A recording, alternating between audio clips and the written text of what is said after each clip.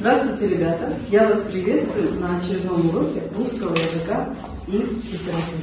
Сегодня мы с вами поговорим о классике зарубежной литературы Ромео и Джульетте.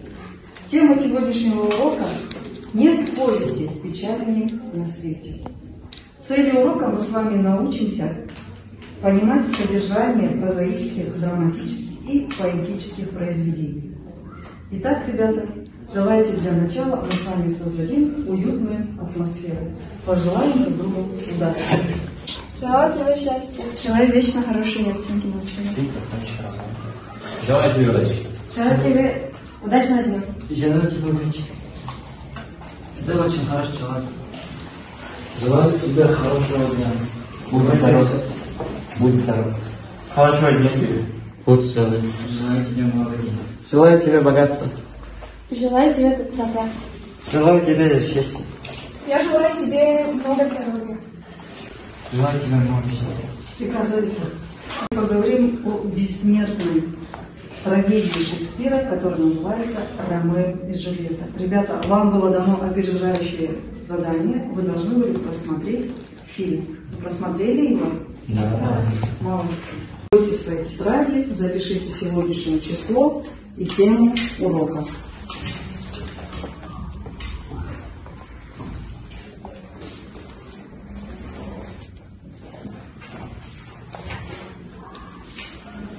Познакомимся сейчас по биографии великого писателя. Драматурга. Как говорил Тургенев, для нас Шекспир не одно только огромное яркое имя. Он сделал нашим достоянием, он вошел в нашу плоть и кровь. Мне кажется, на свете нет человека, который не слышал имени Ромео и Джульетты. Что после себя оставил Уильям Шекспир? Он написал 38 пьес, 154 сонета, 4 поэмы, 3 эпитафии. Они переведены на все основные языки и ставятся чаще, чем произведения других драматургов. Почему так происходит? Потому что в одном только произведении Шекспира «Ромео и Джульетта» дается глобальная проблема. Это диалог поколений, непонимание взрослых и молодых, непонимание между родами. Вы знаете, да, что там враждовали два рода. И из-за этого впоследствии погибают молодые люди. Так, карьера Шекспира началась между 1585 и 1992 годами, когда он переехал в Лондон. Вскоре он стал успешным актером, драматургом, а также совладельцем театральной роли Джульетты.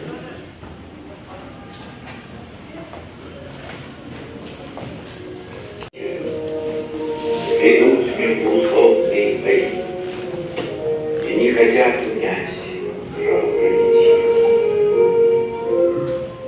Друг друга любят дети тех семей, но их судьба подстраивает кость, и гибель их у громовых дверей кладет конец непреодолимой рознь.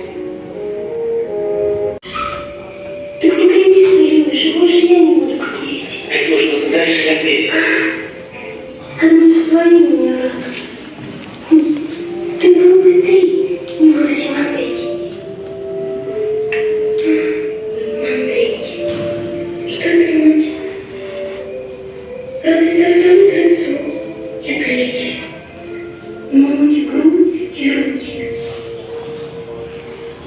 Неужто больше нет других имен? Что значит имя? Роза пахнет розой.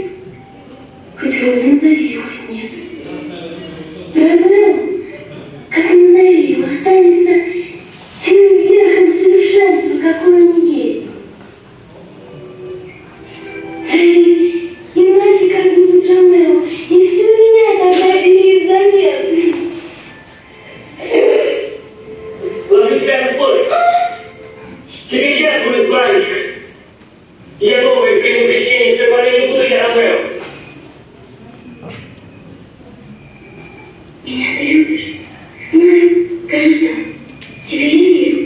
Я поклялась, что ты можешь обмануть. Сам не видела, как он любовь.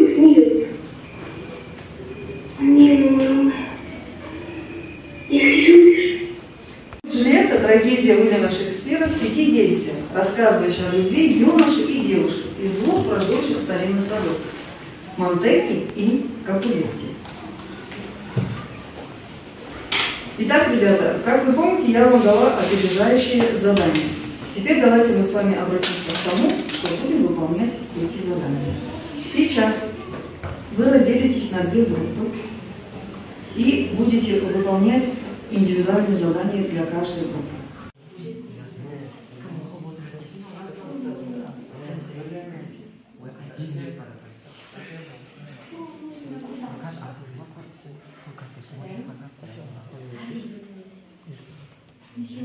Чувство Джульетты после известия о гибели Тибальда и изгнании Ромео. Гнев. Возмущение. Предвидение. Отчаяние. Любовь. Преданность. Разочарование. Молодцы, ребята! Ромео воображает, что влюблен в Розалину, что меланхолическое томное чувство вызывает насмешки друзей. Джульетта, совсем дитя, 2 недели 14 лет, позорная непоседа и послушная дочь. Ромео, живая страсть. Небеса мои там, где Джульетта. Ненависть к тебе, Капулетти, сменилась сдержанностью. Итак, ребята, давайте мы с вами закрепим свои полученные знания через платформу Balloon.net. Зайдите в онлайн-метод и выполните задание к сегодняшнему уроку. Итак, ребята, мы сегодня с вами ознакомились с классикой зарубежной литературы Ромео и Джульетта. Домашнее задание. Ребята, дома откройте в учебнике упражнение 16. Напишите аннотацию к этому произведению. Запишите у себя в дневниках. Давайте мы с вами подведем итоги сегодняшнего урока. Большое спасибо за ваше активное участие. А теперь давайте оценим сегодняшний урок пальцем вверх методом. Если вам урок понравился, поднимите ваши пальцы. Если нет, опускайте. Спасибо большое. До свидания.